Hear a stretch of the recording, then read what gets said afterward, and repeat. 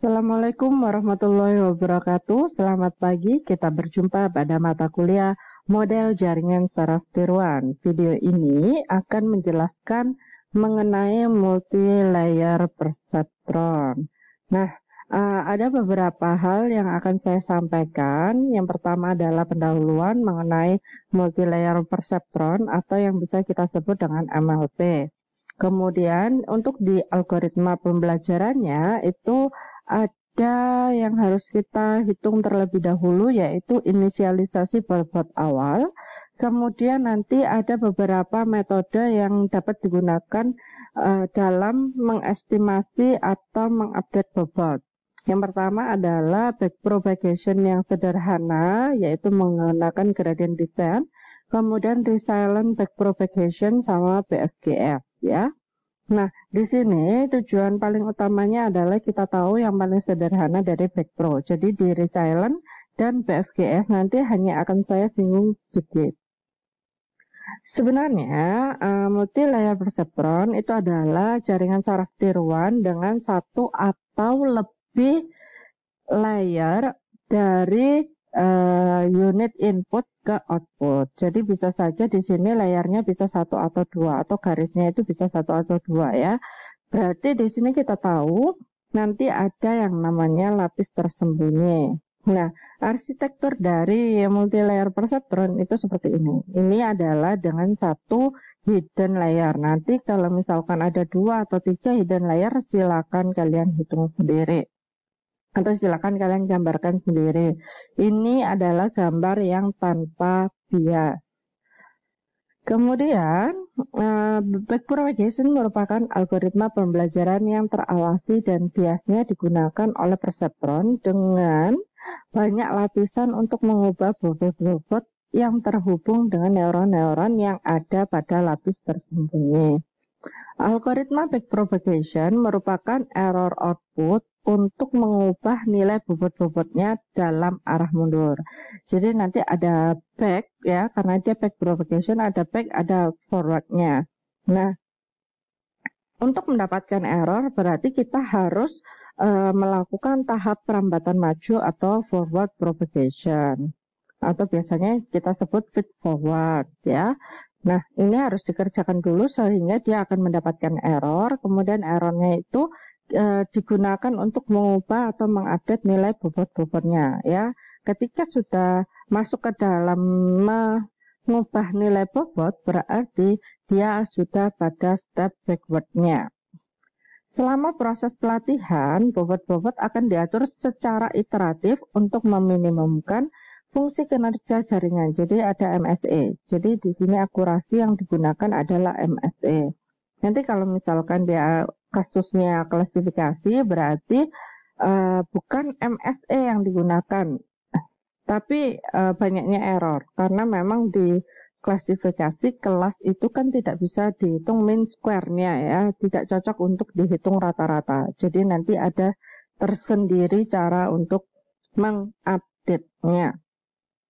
Sebagian besar algoritma pelatihan untuk feed forward menggunakan gradien dari fungsi kinerja untuk menentukan bagaimana mengatur bobot-bobot dalam rangka meminimumkan kinerja. Nah, gradien ini ditentukan dengan menggunakan suatu teknik yang disebut dengan backpropagation. Nah, di algoritma backpropagation itu ada dua hal ya sebenarnya yang mau kita lakukan, yaitu yang pertama adalah inisialisasi bobot awal dan yang kedua adalah update bobotnya. Di inisialisasi bobot awal itu ada dua metode, yaitu random atau metode Nguyen-Yidro. Sedangkan di update bobot itu ada dua, yang sederhana yaitu menggunakan gradient descent atau dia menggunakan algoritma yang lebih cepat. Untuk yang sederhana ada incremental mode dan juga batch mode. Nah, di setiap incremental mode dan batch mode itu bisa saja tanpa momentum ataupun dengan momentum. Sedangkan untuk algoritma yang lebih cepat ada teknik heuristik. Heuristik ini hampir mirip dengan punyanya gradient descent karena dia berdasarkan histori sebelumnya ya. berdasarkan bobot-bobot sebelumnya. Sedangkan teknik optimasi numerik itu adalah bagaimana caranya kita bisa menghasilkan suatu angka yang bisa meminimumkan nilai MS-nya. Seperti itu. Itu adalah teknik numerik. Di teknik heuristik ada 3 cara, yaitu gradient descent dengan adaptive learning rate. Adapun jangan momentum dan adaptive learning rate, ada juga yang resilient backpropagation. Jadi di sini teknik heuristik ini adalah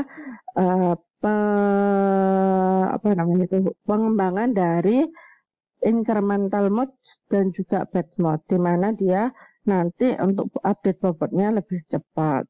Sedangkan teknik optimasi numerik itu ada conjugate gradient, quasi-Newton, dan juga Fletcher Redshift update, ada juga Boccari-Bull, ada Powell-Basel restart, ada scale conjugate gradient.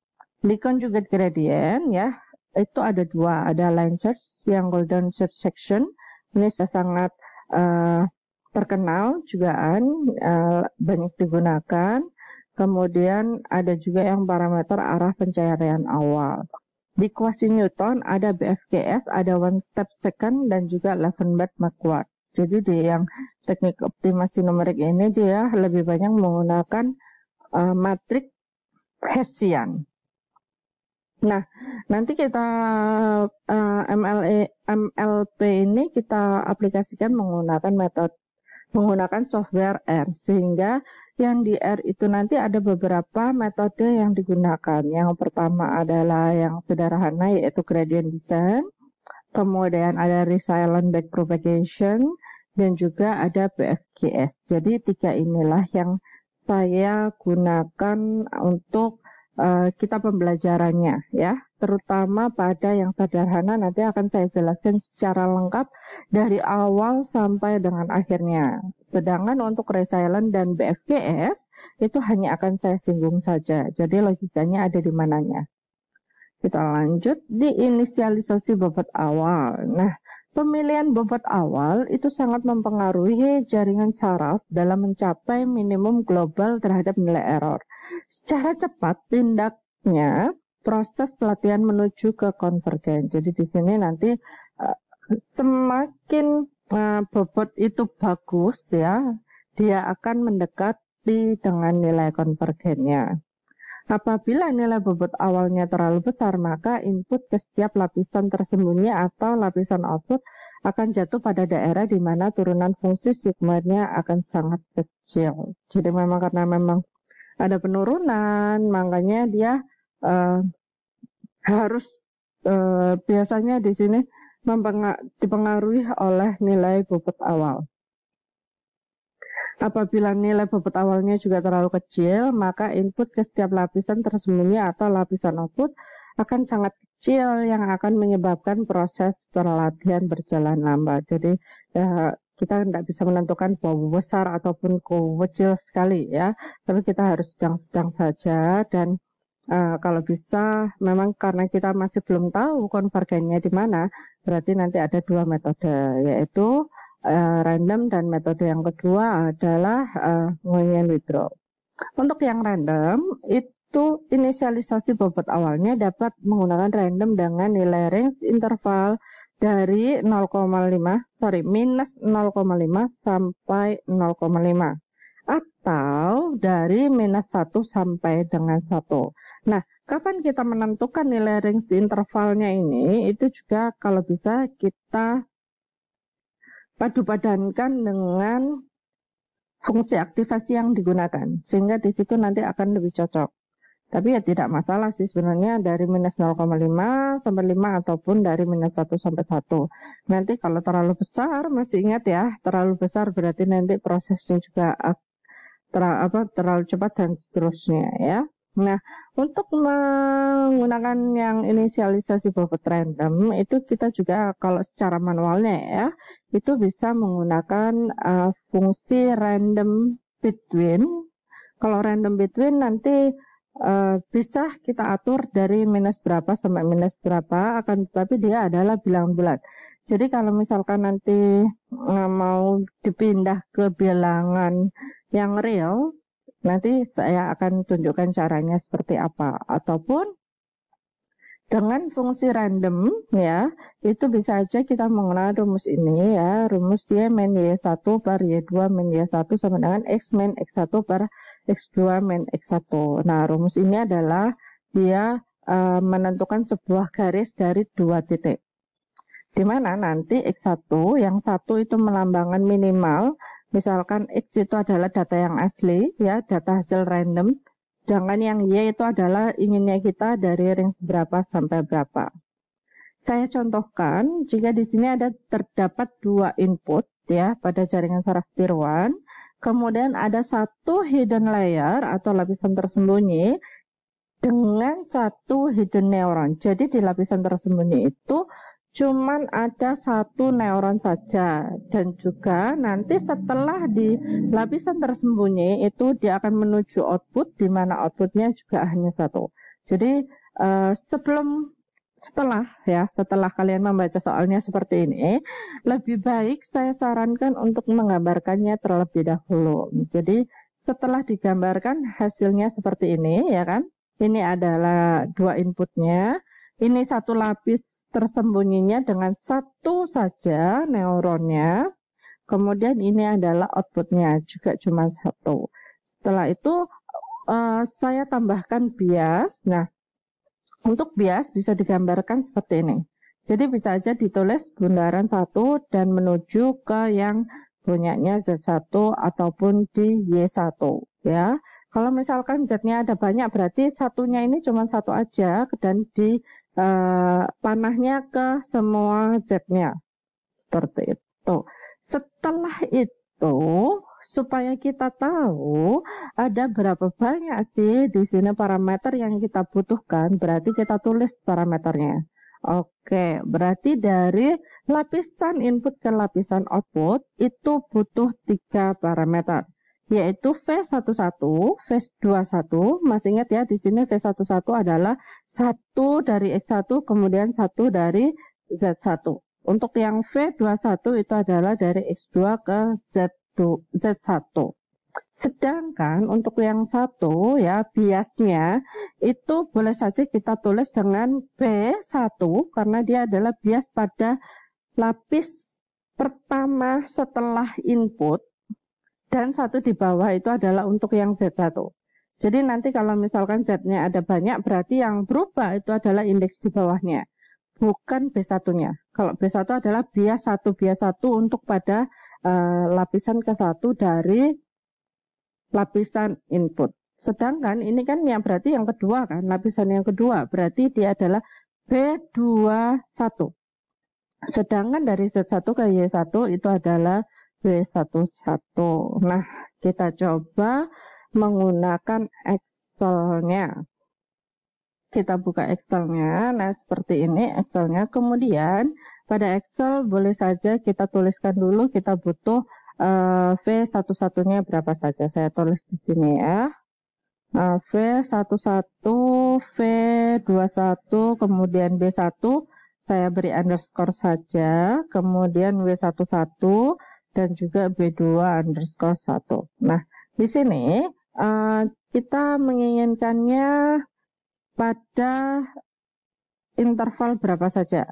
Kalau misalkan kita menggunakan yang random between, ya, oke, saya tulis di sini random between, bisa saja seperti ini ya. Untuk random between itu, misalkan kita menginginkan beberapa angka yang ada di belakangnya koma, misalkan dari 1 ini ya, berarti saya inginnya 2 angka di belakang koma, berarti kita tahu bahwa cara mudahnya kita kalikan 100 ya, kalikan 100 berarti ini adalah minus 100 sampai dengan 100, berarti sama dengan range between, ini ada ya, range between, kemudian bottomnya itu adalah minus 100, topnya adalah 100. Jadi seperti ini bisa kita enter. Nah, hasilnya 40.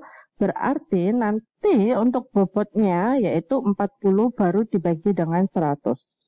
Yaitu 0,4. Nah, ini Yang namanya random, setiap kali kita melakukan suatu enter, itu pasti berubah. Jadi nanti kalau sudah selesai harus kalian copy paste ya. Jadi ini boleh saya double klik, kemudian yang paling depannya boleh saja saya copy, Ctrl C, kemudian saya paste untuk yang 1, 2, 3 ya, value-nya saja. Nah, seperti ini. Jadi sudah ditentukan bahwa V11-nya itu adalah minus 0,87, V21-nya adalah minus 0,55, V11-nya adalah minus 0,85, kemudian W11-nya adalah 0,36, V21-nya adalah 0,59. Oke, sekarang untuk yang random. Random biasa ini adalah semua angka yang bernilai 0 sampai dengan 1. Sehingga kita hanya bisa menggunakan random seperti ini saja. Tidak usah menggunakan sheet juga tidak masalah. Seperti ini. Kalau sudah seperti ini baru kita masukkan.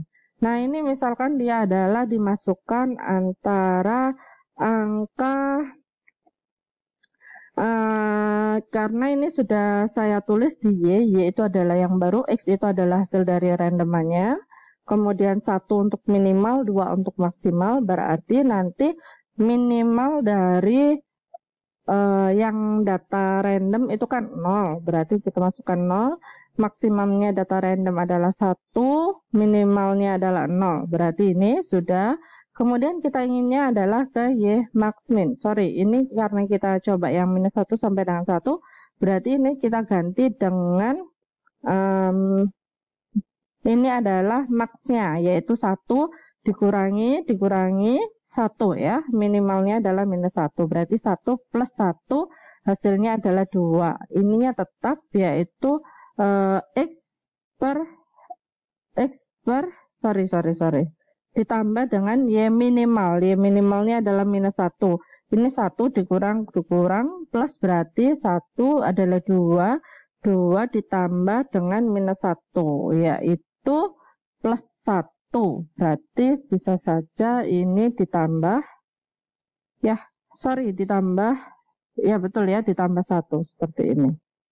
Hasilnya 1 lebih. Oh, berarti ada yang salah dengan rumusnya kita. Sebentar. Oke, jadi di sini X min 0 per 1 bagi 0 itu adalah X, kemudian X dikalikan dengan 1 Y max-nya, kemudian dikurangi dengan Y minimumnya adalah minus 1, ya seperti ini, kurung tutup lagi, kemudian baru plus minus 1. Sehingga hasilnya adalah ini adalah 2x minus 1. 2x minus 1. Oke, kita masukkan ke Excel-nya. Ya, kita masukkan yaitu 2 dikalikan x baru di minus 1. Oke, ini adalah hasil randomannya. Oke, kalau mau 2 digit di belakang koma berarti kita harus melakukan pembulatan ya. Seperti ini. Oke, jangan lupa untuk di copy paste lagi, copy paste value karena dia akan berubah-ubah. Nah, dia berubah lagi. Berarti ini sudah fix yaitu nilai dari hasil random untuk P11-nya adalah 0,02, P21-nya adalah 0,33, B1 underscore 1-nya adalah 0,94, W11-nya adalah minus 0,44, dan B21-nya adalah 0,93. Oke, jadi ini sudah sesuai untuk yang punyanya ini ya. Sudah untuk random between maupun random dia hampir sama, sudah ada minus juga. Oke, kita lanjut ke materi berikutnya untuk yang kedua, yaitu metode Munyan withdraw, di mana nanti di metode Munyan withdraw itu nilai bobot berada pada range minus 0,5 sampai dengan 0,5. Dan metode ini didasarkan atas fungsi aktivasi tangan hiperbolik.